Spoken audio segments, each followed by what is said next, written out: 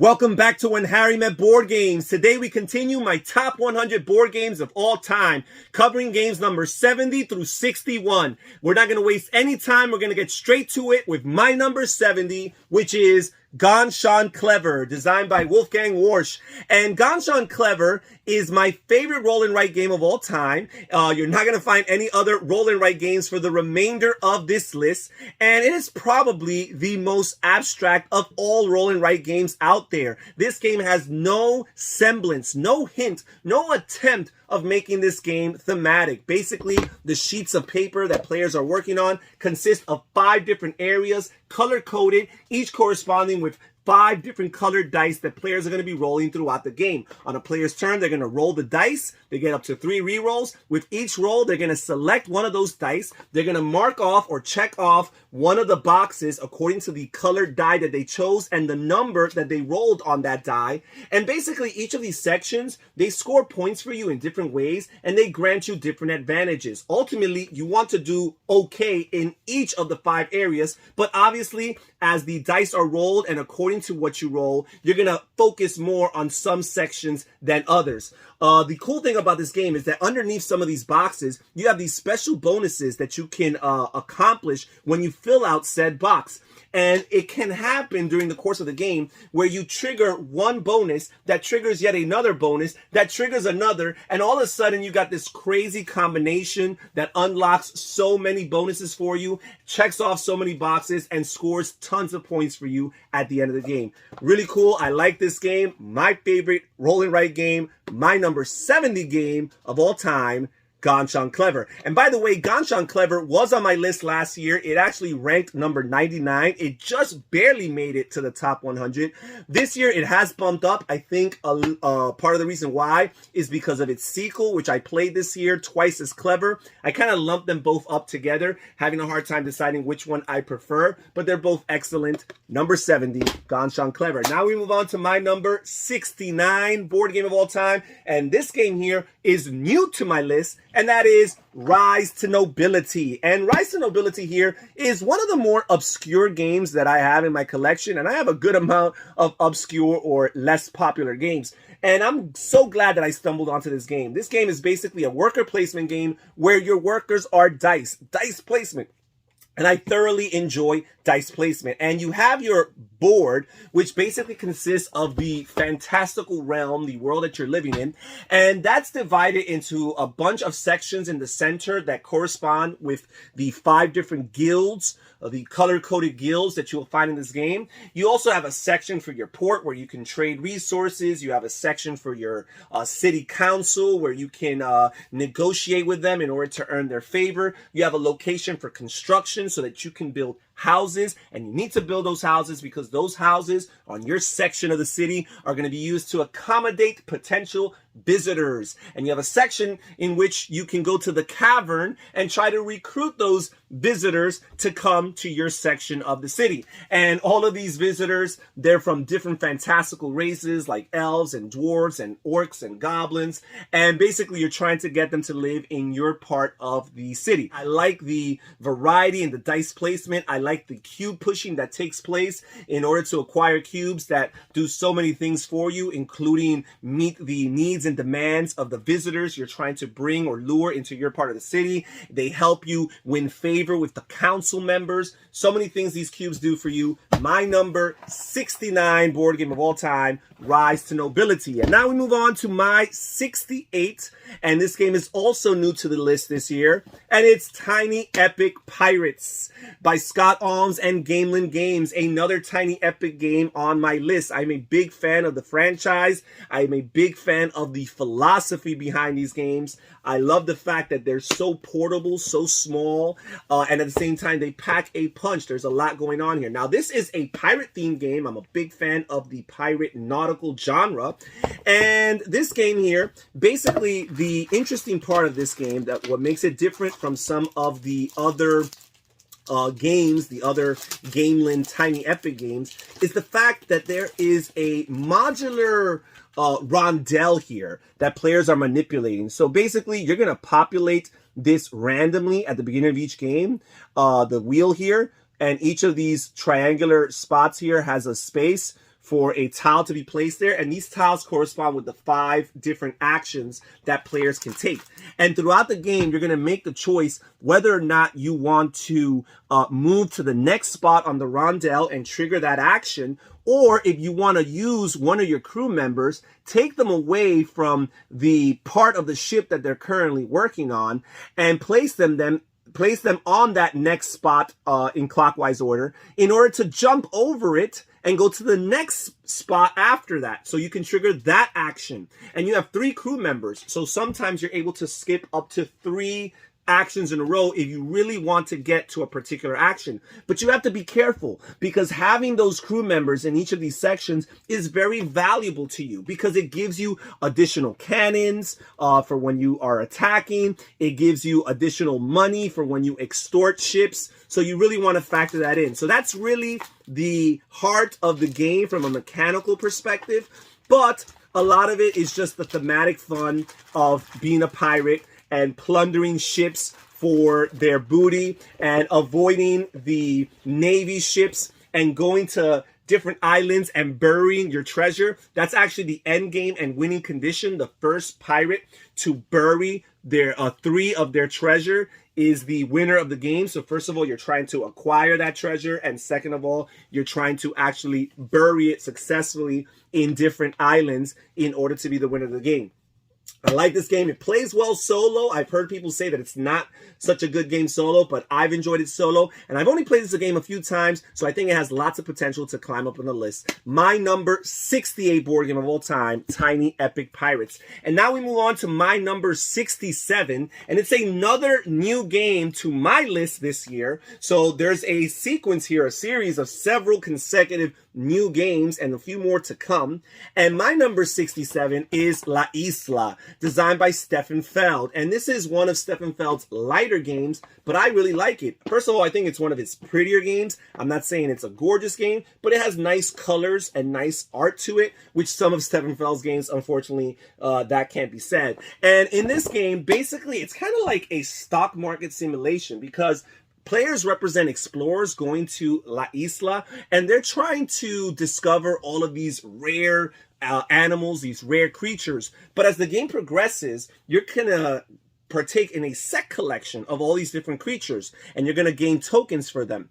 And as the game progresses, the value of these different creatures increases, and the players themselves have some control of that. They're discarding particular cards that allow these values to increase. So obviously you're going to try to increase a creature from which you have lots of tokens in your possession. So again, it has that stock market feel to it, because at the end of the game, you're going to multiply all your tokens by the worth of each particular creature, and that's how many points you're going to have, and then whoever has the most is the winner of the game. But what's really neat about this game is that at the beginning of each turn, players are drafting 3 cards from the deck, and they're choosing what they want to do with those 3 cards. They have 3 different options. They can use it for a special action, or they can turn it in for cubes, and the cubes represent resources that are going to be very useful to them in order to send their explorers on their missions. And finally, they can discard a card in order to advance or progress a creature on the victory point track. Again, the stock market thing that I mentioned earlier. So what's really cool about the actions, the card that you choose for a special action, is that you put it on this little player area of yours that consists of 3 different slots. So you're only going to have 3 action slots available for you at a time. And these special actions make you different than the other players. They let you break and tweak the rules. But as you draft new cards and choose them to represent your actions, you're going to have to choose a card to cover eventually, because you only have 3 slots. So sometimes you're going to have to choose between 2 really good actions and say, which one do I need for the time being and going forward, and make the difficult decision of covering another one. I like everything that's going on in this game. A little bit of a point salad, just like typical Stefan Feld. My number 67 board game of all time, La Isla. And now we move on to my number 66, yet another new game to the list, and that is Kemet. And Kemet here is an Egyptian-themed game with a fantastical twist to it. And basically, this game is the spiritual successor of Kyklades, and I am a big fan of Kyklades. That might be a bit of a spoiler right there. And players are basically partaking in a little bit of an area control game. But what's cool about this game is that this game encourages combat. Sometimes people in area control games, do it on a map type of games, they want to avoid combat, and quite often there's lots of ways allowed for them to avoid combat. However, in this game, there's not too many actual spaces between a given player and their enemies, so you cannot run too far. And also, the game rewards you with additional victory points if you are brave enough to initiate combat. So you absolutely want to do so. Now, what's cool about this game is that you have these power tiles in 3 different categories, and they correspond with 3 different colors: red, blue, and white. And you're trying to use your actions to draft these additional power cards, these power tiles, because these power tiles are going to give you bonuses that throughout the course of the game are going to make you different from all the players around the table. At the beginning of the game, you guys all pretty much start the same, but as the game progresses, you're going to have some power tiles in your possession that might allow you to move more. It might allow you to increase your attack value every time you make an attack. It might allow you to increase your defense value every time you're defeated in an attack. So many cool things going on. It's really neat because you have 5 action or combat cards in your hand, and these are the way that you resolve combat. You flip over the cards and you compare them to your opponents. You add the figures that are on the board, and then you resolve it accordingly. But as you play a card, those cards are not available to you until you've played all 5 of your combat cards. Then you get those cards back in your hand. So the way and the order in which you choose to play them is really cool. As a matter of fact, I think every time you engage in combat, not only do you play a card, but I think you also discard a card. So it forces you to make some very tough decisions. I like the thematic feel of it, the Egyptian flavor. I like the look of the game on the board. Fun game. My number 66 board game of all time, Kemet. My number 65 board game of all time is Wingspan, designed by Elizabeth Hargrave and published by Stonemaier Games. And this game is many people's favorite game of all time. For me, it's only 65. That's a pretty solid spot. And as a matter of fact, that's more or less where it ranked last year. So this game is definitely holding steady. I love the beautiful artwork on this game. I love the bird theme. I love the colors that you find on all of the components, the 3-dimensional pieces, including the colorful eggs and the colorful food tokens. You even have the dice tower in the form of a bird feeder, all contributing to this one theme. Now, this game is very intuitive. I find it so easy to learn, so easy to teach others. And even the way the player boards are designed, it's in a way that once you read the rules, you're never going to forget them, because the boards basically remind you of what are your actions and what you do when you take them. This game has a very strong solo automa variant, which is something I highly value. It's one of my favorite Euro style games with a solo variant, because the solo variant, not only is it very competent, but at the same time, again, very intuitive, very easy to pick up and learn, and very easy to execute. I also find this game to be very educational. You learn a lot about different breeds of birds. You learn about the length of their wingspans, hence the name of the game. You learn about where they can be found around the globe. You learn what their diet consists of, and you even learn how many eggs they lay throughout the course of a calendar year. Again, if you like birds, or you want to teach other people about birds, this is a great game from an educational perspective, but also mechanically speaking, very sound and very well made. My number 65 board game of all time, Wingspan. And now we move on to my number 64. And this game here is new to my list this year, and that is Oh My Goods. And Oh My Goods is probably the smallest box for any game that I own. And boy, does this pack a punch. This probably has the greatest size to complexity ratio, or weight ratio, of any game in my collection. It's such a small game, but it's definitely medium to heavy weight. Lots of thought taking place. And basically, players are trying to produce resources in their production buildings. And they're doing so by spending the resources or the goods that these production buildings require. Now, at the beginning of each turn, you're going to have your morning phase, where you're going to draw cards from your general deck until you draw a card that has one of these sun symbols right here. And once a certain amount of these sun symbols are drawn, you're going to stop drawing for the time being, and then the players are going to decide whether or not they want their worker to be productive or lazy. And basically, the productive worker, they're going to produce more goods from your production building, but at the same time, they're going to require all the resources that said production building needs. However, if you choose to be lazy, yes, you're going to produce less, but you have a better chance of fulfilling your quota because all of a sudden the game's going to forgive you one resource. So you'll have to produce or make up for or pay all the resources required for that production minus one. So it gives you a little bit of an advantage. And as you look at all the cards that are in the market, once you've flipped over the first amount of them, after a certain amount of sun symbols are flipped over, when you look at those resources, you're going to look at those resources plus the ones in your hand. You're always going to have a hand of cards and see whether or not you're going to be able to meet the needs of your production building that you're trying to activate. If you feel like there's not a good chance, then you can choose to be lazy. However, you can choose to press your luck. There's a little bit of a press your luck element here. And say, you know what, I think there's a chance that I will be able, that once we flip over more cards, because after the sun symbols are drawn and after all players have made a decision whether or not they want to be productive or lazy, we're going to flip over a few more cards again until a certain amount of sun symbols have been flipped over. And then those are all the resources that players have to work with. Really cool, lots of strategy, and at the same time, an element of luck, which kind of alleviates the pressure and the seriousness of the game. My number 64 board game of all time, oh my goods. My number 63 board game of all time is not new to my list this year. This game has been on my list since the moment I played it. And as a matter of fact, last year it was ranked as high as number 23. And that is Pandemic, the classic cooperative game that has never been more relevant than today because of everything that's going on around the world. And this game here is a cooperative game. I own all of the expansions. I've only played two of them. I've played the On the Brink expansion and I've played the State of Emergency expansion. I've also played the Iberia spin-off, and I've also played Pandemic Legacy. And I'm kind of lumping up all of these products into one section. It's such an excellent game. It has dropped down on my list. Don't know necessarily why. I did play it a decent amount of times last year. But again, this is just a classic cooperative game.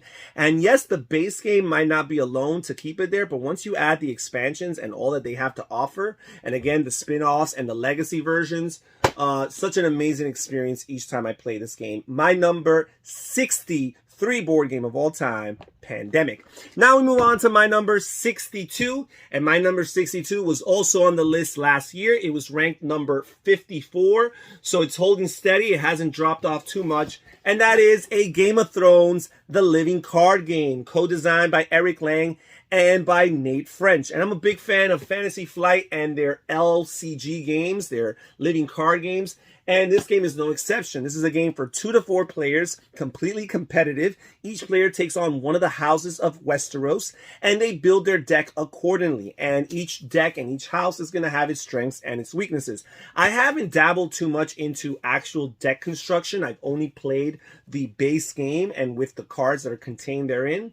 But I have such a good time playing this game. Basically, there's 3 different areas in which the different houses are competing, 3 different types of competitions, if you will. You have military combat, you have intrigue, and you have power. And each of these have their different benefits. Power is ultimately the objective of the game, Game of Thrones. Once a player has 15 power tokens in their pool, they are the winner of the game. However, you're using your military and you're using your intrigue to accomplish your purposes, because your military allows you to defeat opponents' characters, which makes them weaker, makes you safer. And also you're using your intrigue because your intrigue allows you to discard cards from your opponent's hand, which could have been amazing potential cards that they could have used in the future.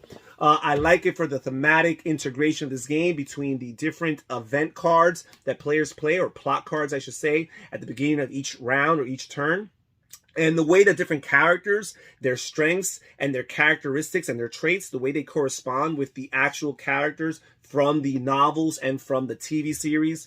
really fun. I like the Game of Thrones intellectual property, and I like the way it's executed in this game right here. A Game of Thrones, a living card game, my number 62 board game of all time. And now we move on to my number 61, the last board game for today's video. And this game here was also on my list last year. It was actually ranked number 60, so it only dropped one spot. That means this game is definitely holding on to its location on my list. And that is The Lord of the Rings, the living card game. So back-to-back LCGs, back-to-back games from Fantasy Flight, back-to-back games from designer Nate French. And the reason why this game finally edges out a Game of Thrones is because I'm able to play this game more often because it's a cooperative game and a game that could be played solo. This game here, I'm a big fan of the Lord of the Rings theme. The J.R.R. Tolkien universe, the Middle-earth universe.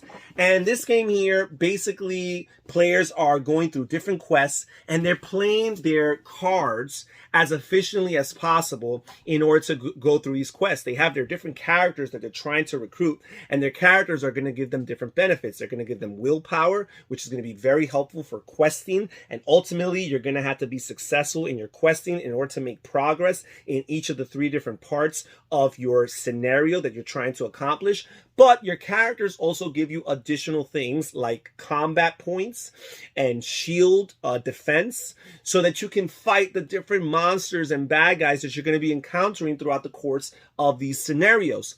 Also, the different character cards are going to grant you special powers. They're going to give you different benefits, things that benefit you as far as drawing cards, or maybe attacking enemies, or maybe healing your different characters, or maybe adding additional progress to the different steps or the different story parts of your scenario. Lots of different things that you're factoring in. This is a game that I've been playing for a bit.